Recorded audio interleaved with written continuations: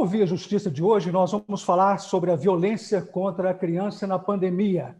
Nossos convidados, o juiz Flávio Schmidt, da comarca de Muzambinho, e a advogada Ana Carolina Castro, presidente da Comissão de Defesa dos Direitos da Criança e do Adolescente da OAB de Minas Gerais, numa parceria da TV Assembleia com a Magis, a Associação dos Magistrados Mineiros. O Via Justiça está começando. E a primeira pergunta para o senhor, doutor Flávio, qual a dimensão desta violência neste período de isolamento? Pois muito bem, essa é uma realidade que infelizmente nos pegou numa situação em que nós já vínhamos enfrentando há algum tempo essa violência nos lares, infelizmente, brasileiros, mas que, em decorrência da pandemia, pela crise econômica e pela crise da própria pandemia, acabou agravando um pouco mais, pelos índices noticiados pelos grandes organismos, essa violência diretamente em face das nossas crianças e dos nossos adolescentes. É verdade. Um estudo do Unicef, que é o Fundo das Nações Unidas para a Infância, revelou que metade das crianças do mundo sofre algum tipo de violência. Isso representa cerca de 1 bilhão de crianças. E o Unicef alertou que essa violência certamente iria aumentar nessa pandemia. Eu pergunto para a senhora, doutora Ana Carolina, o agressor, a senhora acha que ele se sentiu empoderado no convívio forçado de isolamento? Olá, doutor Carlos. Sim, eu posso já começar respondendo com uma resposta categoricamente assim, sim, porque os dados revelam, e aí eu vou trazer mais os dados do Brasil, que mais de 70% da violência contra criança e adolescente, ela acontece no ambiente familiar por parentes, né, pela própria família da criança. E o fato das crianças estarem afastadas do convívio social, das escolas e das atividades que as levariam fora de casa, deixando dentro de casa com esses violadores, isso naturalmente, consequentemente, faz com que essa violência aumente e a criança fica mais sujeita a essa situação. E o agressor, por estar naquele ambiente confinado, sem que a vítima possa levar esse fato para um agente externo, ele se sente mais empoderado, né? Porque aí tem mais liberdade e menos exposição do que faz ali dentro. É interessante a gente fazer uma análise sobre as causas desse alto índice de violência no planeta, especialmente no Brasil e em Belo Horizonte, porque são culturas diferentes. Sim. Como que o senhor faz essa análise, doutor Flávio? Eu vejo da seguinte maneira, o que foi dito pela doutora Ana Carolina procede dentro da nossa realidade. Em termos de Minas Gerais, que eu sempre falo que é um estado de dimensões continentais, as realidades sociais são extremas, né? E no momento, e não estamos falando apenas e tão somente daquele sujeito que já é propício a causar a violência, mas esses índices acabaram aumentando, infelizmente, pelo fato dessa restrição escolar, aquela restrição social, que fizeram com que esses sujeitos de direito, que são as nossas crianças, os nossos adolescentes, permanecessem em casa. E aí, nesse momento onde que eles permanecessem em casa, em decorrência da crise financeira, assolando aquele núcleo familiar, somado à própria pandemia, que era aquele risco, aquele medo que ninguém sabia, o medo de contagiar, de contaminação da doença, trazer para dentro de casa, tudo aquilo foi inflamando, foi criando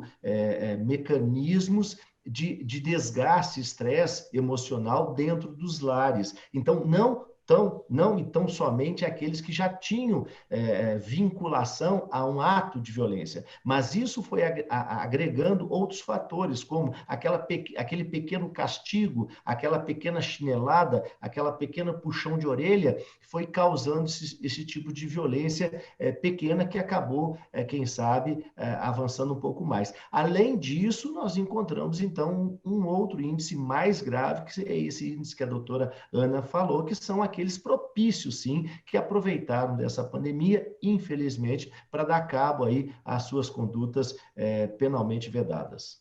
A senhora também acha que aumentar os castigos físicos, os castigos emocionais, espancamentos, chinelos, como disse o doutor Flávio, doutora Ana?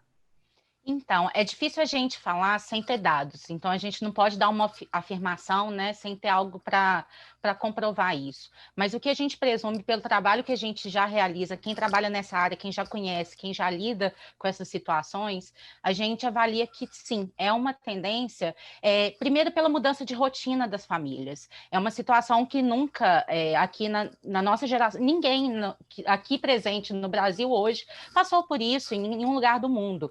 Então, os pais estão tendo um convívio muito maior com os filhos que não tinham antes, porque todo mundo saía para trabalhar, os meninos estudavam, tinha relação muito com em diferentes níveis sociais, independente se era numa classe mais baixa ou numa classe alta, esse convívio para a criança dentro de casa, ele alterou muito. E a forma de lidar com a criança acaba tendo impactos. Eu digo que eu também advogo na área de família, teve um aumento do índice de divórcio. Então, a gente sabe que isso teve um impacto em todas as situações familiares.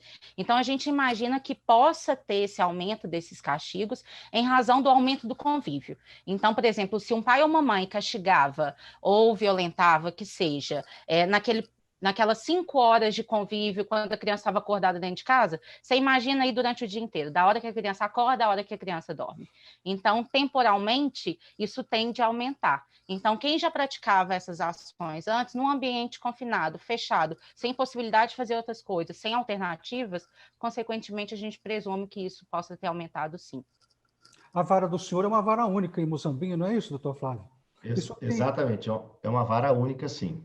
O senhor tem alguns exemplos desses casos aí? Entendeu? Temos sim. Aqui, em face do trabalho que a gente desenvolve e pelo fato de eu ser integrante também da COINGE, a gente acaba fazendo projetos pilotos aqui para servirem de referência em todo o estado. Então, a minha rede aqui ela é muito integrada. O fluxo que nós implantamos aqui na comarca, juntamente com todos os atores dos sistemas de garantia vinculados tanto do Estatuto da Criança e Adolescente quanto agora da Lei 13.431, que é do depoimento especial, nós acabamos criando uma rede de proteção. Então, as denúncias começaram a chegar. Por quê? Porque todo mundo, mais uma vez, repito, se isolou, e aí essas crianças e esses adolescentes não tinham para quem correr. Os nossos disques de denúncia ficaram inativos, porque não tinha na outra ponta quem recebesse essa ligação. Então, aí, aqui, a título de exemplo, nós tivemos vários casos que nós tivemos que acionar o Conselho Tutelar para primeiramente, acolher essas crianças e depois proteger com medidas aí, protetivas em face deles, né? Até que ponto... E é interessante... Desculpa. Pode falar, doutora. Puxando o gancho aí do que o doutor Flávio disse, e o trabalho que ele faz é uma referência para Minas, é uma vara única, mas ele tem uma atuação intensa e que fortalece essa rede de atendimento.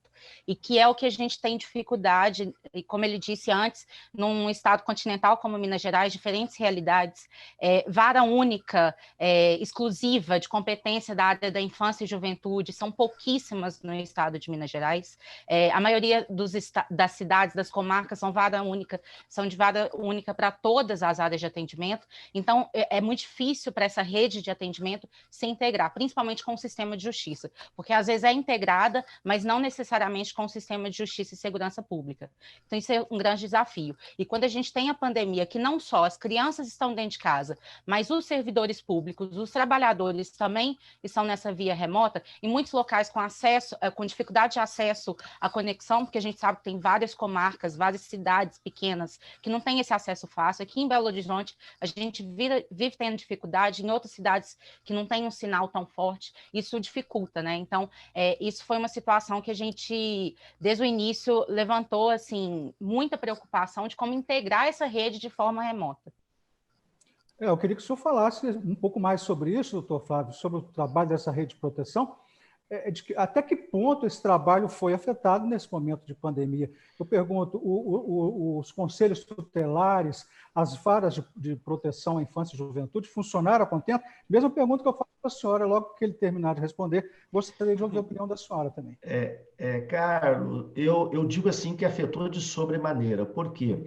Porque além de nós termos essa limitação em decorrência do atendimento pessoal, nós tínhamos vários atores com com complexo de medo, receio, porque tudo era novidade. A maior prova disso é que só no mês de abril, o próprio governo federal divulgou mais de 19 mil denúncias envolvendo só criança e adolescente, o que houve um aumento de 47% a nível de Brasil do mesmo período do ano passado. Isso é um reflexo real de dados.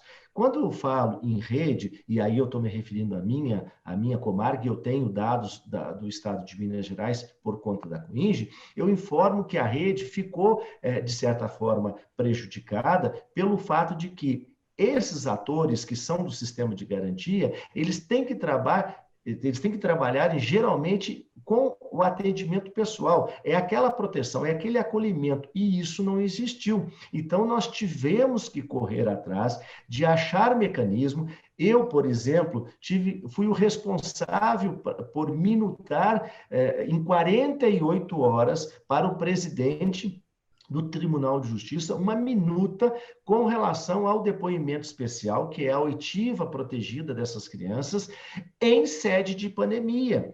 Por quê? Porque a violência continuava e nós não tínhamos como ouvir essas crianças. E havia um alvoroço muito grande pela equipe técnica e pelos magistrados que, ora queriam ouvir, ora a equipe técnica dizia que não tinha como ouvir. Por quê? Porque nós poderíamos estar colocando em risco não só os profissionais da área, como também a própria criança, porque não sabia se quem estava contaminado ou não. Então, tudo isso fez com que a gente repensasse os nossos conceitos. Vários paradigmas foram quebrados. O que o protocolo brasileiro de entrevista forense, a título exemplo, definia como uma regra, nós acabamos pensando e agindo de forma diferente. Então, esse foi o reflexo imediato, direto, com relação à pandemia com esse atendimento da rede de proteção.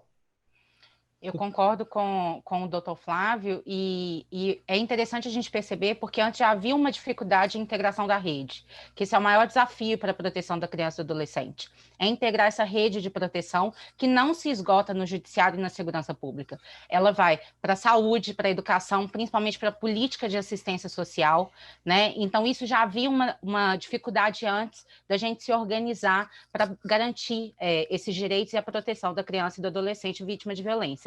Mas com a pandemia teve todos esses desafios que o doutor Flávio trouxe. Inclusive, teve que ser editada uma lei pelo governo federal, pelo Congresso Nacional, que é a Lei 14.022, em julho, que teve que determinar que os órgãos de proteção, né, que garantem o atendimento à criança e adolescente vítima de violência, ou que assegure, que seja assegurado o atendimento dessas crianças, porque muitas comarcas, muitas cidades do país simplesmente interromperam. Então, teve a necessidade do Congresso Nacional editar uma lei para que esses órgãos permanecessem em pleno funcionamento. Claro que adequando à realidade, mas que continuasse seu funcionamento durante a pandemia. Nós vamos fazer agora um rápido intervalo, voltamos em seguida com o Via Justiça.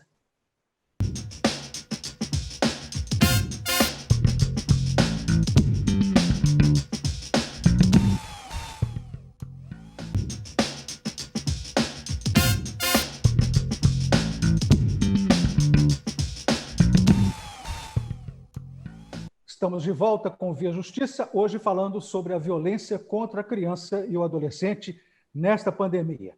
Participam do programa o juiz Flávio Schmidt, da comarca de Muzambinho, e a advogada Ana Carolina Castro, presidente da Comissão de Defesa dos Direitos da Criança e do Adolescente da OAB de Minas Gerais.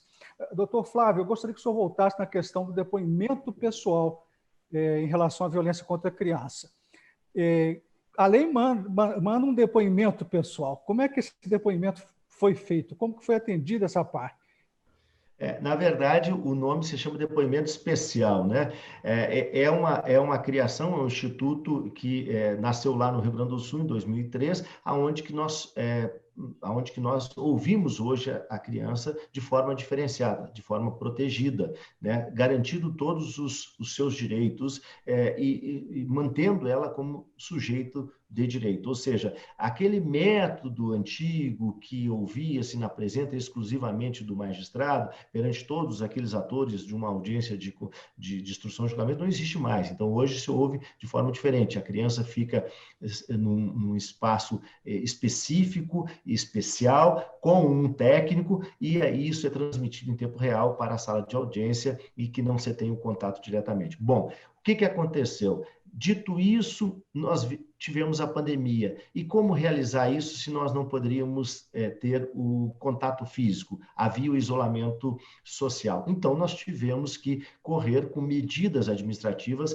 Participei de várias reuniões junto com o Conselho Nacional de Justiça para nós definirmos regra. Na época, o Tribunal de Justiça de Minas Gerais foi um dos pioneiros a baixar um ato administrativo, uma portaria, onde que determinou que, nessa hipótese da pandemia, quando nós estávamos no auge, logo depois de março de 2020, que não fosse realizado depoimento especial através de videoconferência, fosse substituído esse trabalho por laudos psicossociais.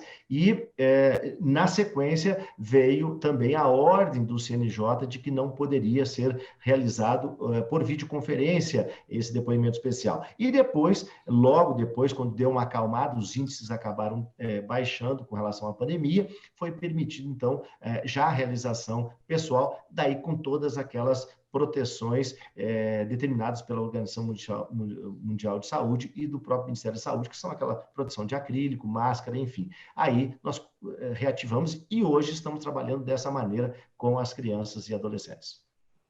E só para complementar, porque é interessante, porque a lei ela traz a questão do depoimento especial e também ela traz a escuta especializada, porque o depoimento especial, o doutor Flávio pode colaborar com a gente, porque é o especialista que a gente tem aí nessa área, está restrita à questão da prova, né, do processo judicial. E a escuta especializada, ela diz respeito àquela oitiva da criança e do adolescente, não com fins de constituir prova ou de instruir um processo, mas a escuta que qualquer ator da rede de proteção, seja um professor, seja um educador, seja um assistente social, um psicólogo, um médico, uma enfermeira, ou qualquer outra pessoa que trabalhe na rede, vai escutar essa criança quando ela noticia essa violência, ou então quando alguém manda ela dizer alguma coisa. Então, essa lei trouxe todos esses parâmetros, e a gente estava num processo já, porque a lei é relativamente recente no tempo jurídico que a gente tem, então a gente ainda estava no processo de capacitação, a gente ainda está nesse processo de qualificação dos profissionais da rede de atendimento, as políticas públicas ainda não estão totalmente capacitadas e organizadas e estruturadas, infelizmente, porque não são prioridades nos orçamentos no Brasil inteiro, aí não é de nenhum estado, mas isso, infelizmente, é a realidade nacional. Então, isso não havia tido um comprometimento e um avanço, mas estava caminhando. E com a pandemia, todos esses trabalhos tiveram que ser suspensos, e a escuta dessa criança pelos atores da rede não aconteceram mais. Então, vem no caso aí que a gente já falou antes, da criança dentro de casa que não consegue verbalizar ou externar ou demonstrar os sinais da violência que ela vem sofrendo, qualquer tipo de violência que seja. Os especialistas, chamando atenção para os casos de subnotificação, pergunto para o senhor, doutor Flávio, a subnotificação se tornou mais comum nesse momento? Sem dúvida nenhuma. Nós já tínhamos um problema de subnotificação. Nós que trabalhamos, doutora Ana Carolina e eu que trabalhamos diretamente com a infância e juventude, nós já vemos brigando há muito tempo com relação à questão da notificação da violência em face da criança e adolescente. Por que motivo?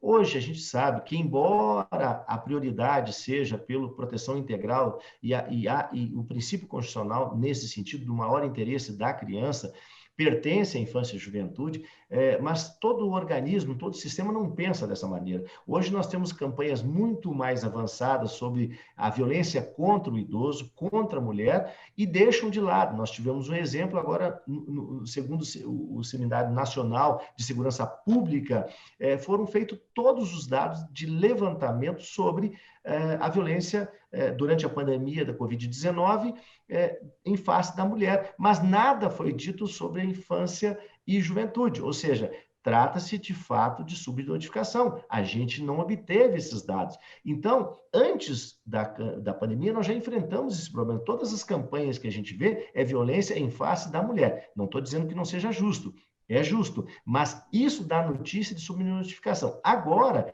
dito pela doutora Ana Carolina no início da sua fala, nós temos um problema mais grave que se agravou com relação à questão da subnotificação, que é a ausência social, educacional dessas crianças no meio social e educacional. Essas crianças, aonde que era a porta de entrada nossa da denúncia, da notificação? Era a escola, era a creche, era aquele clube, tudo isso aí hoje não existe mais, então não chegou até nós, não existe mais essa notificação. E aí, pelo fato da ausência dessa proteção no lar, faz com que não existe o registro da ocorrência, por isso a subnotificação.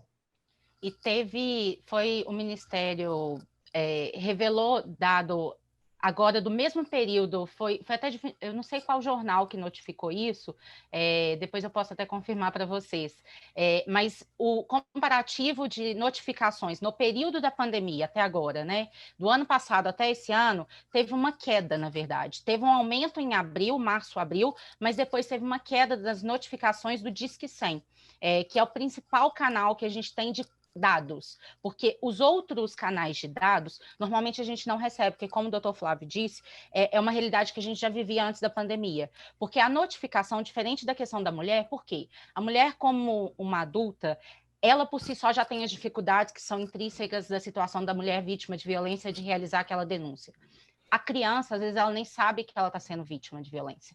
Então, isso por si só já cria uma subnotificação, porque nunca é o caso da criança comparecer sozinha na delegacia ou onde for no conselho tutelar e dizer que está sofrendo violência. É raríssimo a gente ter uma situação dessa. A maioria dos casos são noticiados por terceiros, vizinhos, pela própria família ou principalmente por agentes públicos ou então profissionais.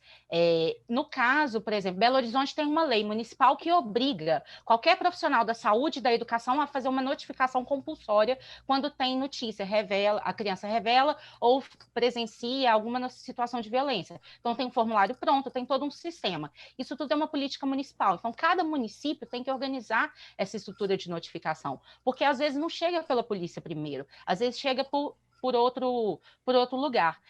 Eu tenho aqui uma informação do Unicef. O fechamento de escolas impactou mais de 1,5 bilhão de crianças no mundo. Doutor Flávio, o senhor teme a evasão escolar após pandemia? Certeza absoluta.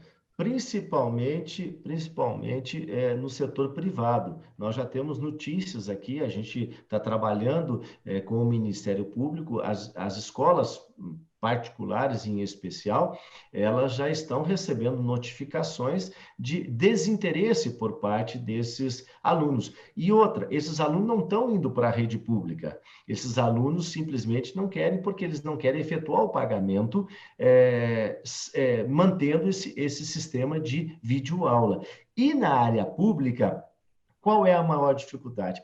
É a falta de recursos públicos para manter esse sistema de aula, ou seja, nós enfrentamos barreiras com relação a essa tecnologia. Muitos e muitos alunos, aí eu estou falando de crianças e adolescentes, não têm condições, infelizmente, de ter o que a gente está tendo aqui nesse momento, tecnologia para ouvir. Muitos comerciantes cedem a sua internet para que o aluno numa praça possa fazer o seu dever. Então, nós temos que achar meio. Se não resolver isso imediatamente, nós vamos correr o risco de ter uma evasão escolar muito grande, com índices surreais.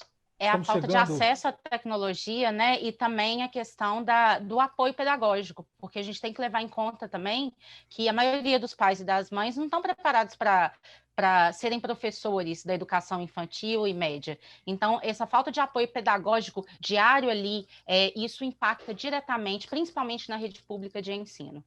Estamos chegando ao final do programa, vamos partir para as considerações finais, começando com a senhora, doutora Ana Carolina. O assunto gente faltou tanto tema, mas não dá mais tempo, né? Sim, a gente poderia ficar aqui horas falando, né?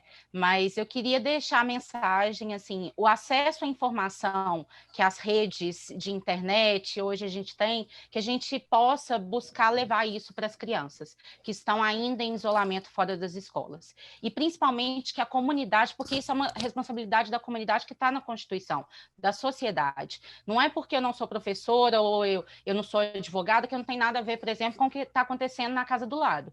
Se eu tenho notícia, se eu escuto alguma coisa, é obrigação minha denunciar, é obrigação minha levar esse fato aos órgãos competentes. Quais órgãos são esses? Conselho Tutelar, Polícia e o Disque 100. E hoje a gente tem o boletim de ocorrência virtual aqui em Minas Gerais.